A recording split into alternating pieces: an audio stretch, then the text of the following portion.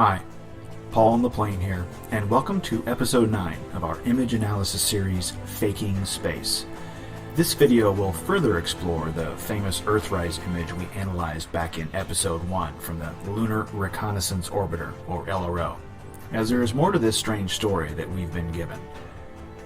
You may recall that this image originally had a mountain or hill on the left side of the frame near the horizon, but later versions had the mountain or hill removed.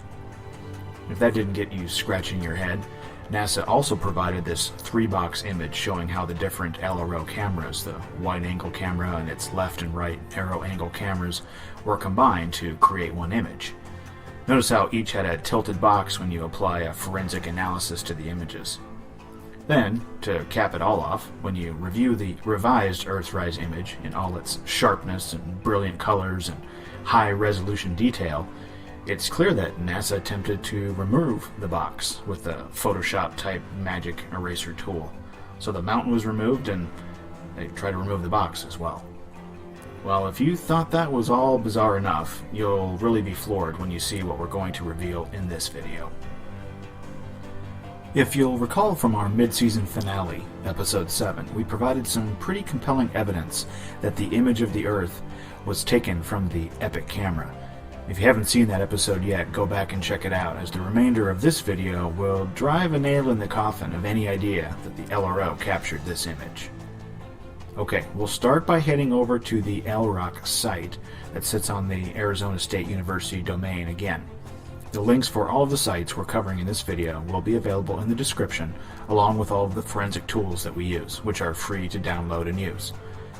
The entry is called Looking Over the Limb, and you'll see the familiar image there, which we are told was taken October 12th, 2015. Now, the reason we're navigating to this site versus the NASA Visible Earth website is because this page gives us the unique image IDs, which are here in the image caption. So I've zoomed in so you can see what they read, and that's WAC and a set of numbers and letters. WAC stands for wide angle camera, and then the NAC, or narrow angle camera, and LR at the end of the numbers and letter sequence we assume stands for left and right, since we're told that there is a left and right camera on the LRO. We're going to take these numbers and copy and paste them into this other page we've not shown in any prior videos, but that also sits on the ASU domain. The link is in the description.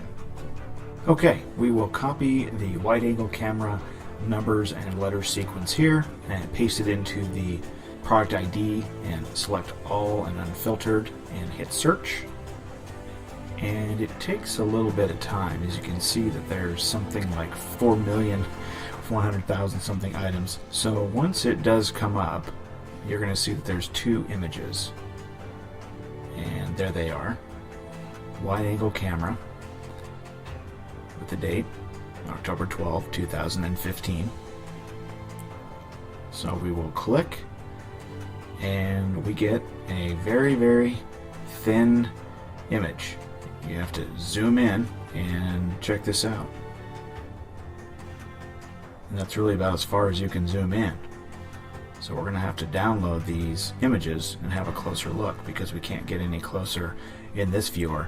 But you can see the strip data there. We're going to download it with this link here. This is about 7.5 megabytes. We'll hit the back button and download the other one.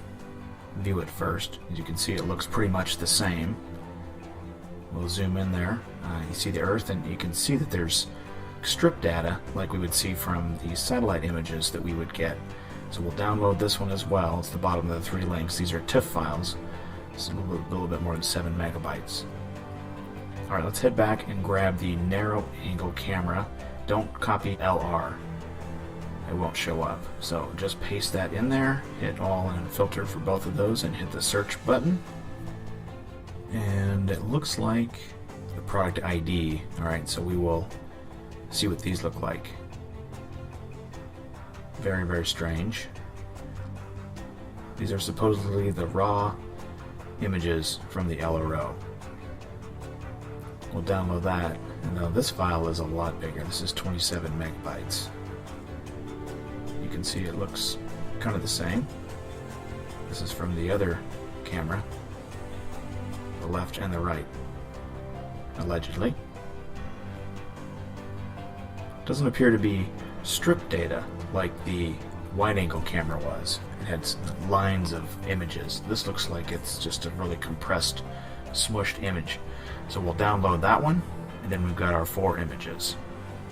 Okay, now that we have the images downloaded, I noticed after downloading that the file names are the same. Even though we got 2 links or images for each of those product IDs, the file names were the same. So the computer just copied them again and put a little parentheses and 1 after them. So it doesn't look like we have a left and a right shot or image.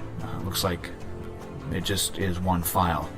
So that's kind of strange. If there's 2 cameras, why did we get 1 image? But when you double click them, and I had to use my Windows Photo Viewer here to be able to zoom in as far as I needed to be able to see what we actually have. And you can see there is what appears to be the Earth.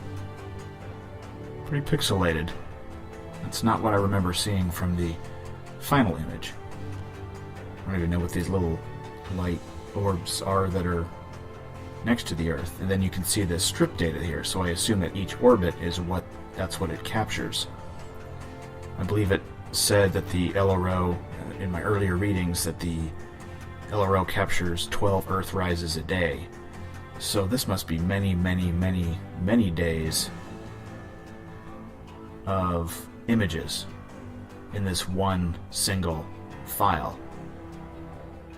In fact, as you scroll through the Windows Viewer here, it has to show you the top and the bottom, and as you get further down it, the quality gets even worse and even worse. So you'd have to go to the first page, if you will, and then start to scroll up, I believe, to get to the highest quality, is what it appears here. So we'll do that. See if the image of the Earth improves at all, because what we're seeing here is, I don't know how you can make out any detail whatsoever, and it's certainly not in color. And remember, this is the wide-angle camera, which is where the color comes from. So there's the very top of the image, and that's as clear as the Earth is going to get. So if you go back to the final image that we got, it looks quite a bit different. Look at the detail and the color. There it is, the Earth. Super sharp, brilliant, colorful. The detail.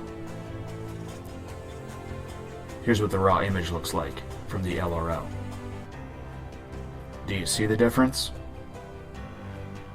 How did they get that image from that? That's crazy. These other 2, or this other image that was from the narrow angle camera, which was, looks like just the surface of the moon, I won't even attempt to open because it crashed my computer. But what I was able to do was to resize the image 5,000 by 5,000, and this is what I found. Looks like I'm not sure which way it goes. I think this way. Looks a lot like the other LRO images, which was very interesting in our previous video of analyzing the surface of the moon that the LRO images were giving us. So if we kind of compare these 2, pull the lunar surface in here from the final shot, and here's what the quote-unquote raw or unedited looks like. See if we can get these side by side. I guess that's the mountain at the bottom. Still a little bit of a stretch to say that these 2 images are the same, but I can see where that is a lot closer than what the Earth image looked like. It's interesting also, it says that tiff file is 300 megabytes, but the one we downloaded was 27.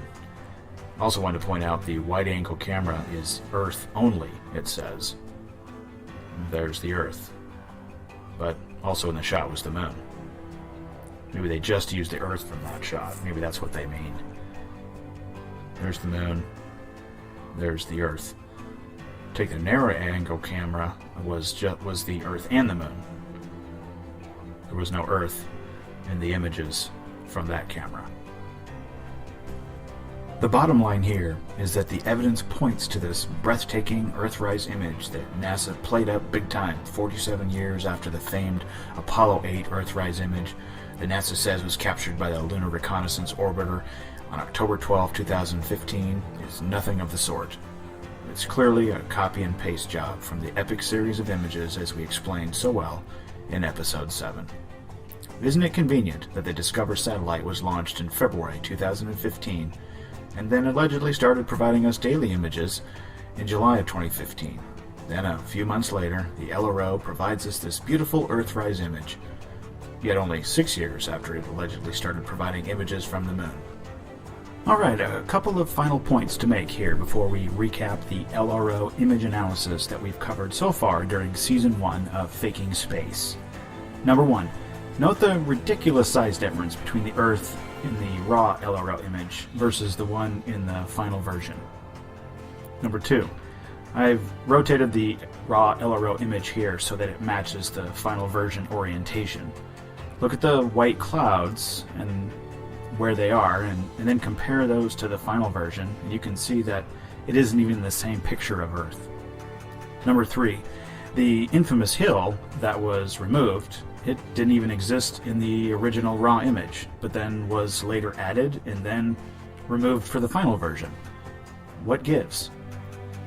And finally, number 4, you may be asking why we didn't use forensically to analyze these images, because you can't use TIFF files with that program. We would have had to convert the files to JPEGs and then resize them pretty drastically, which would have resulted in compression artifacts, thus making any analysis inaccurate, because it would have resulted in the image being tampered with.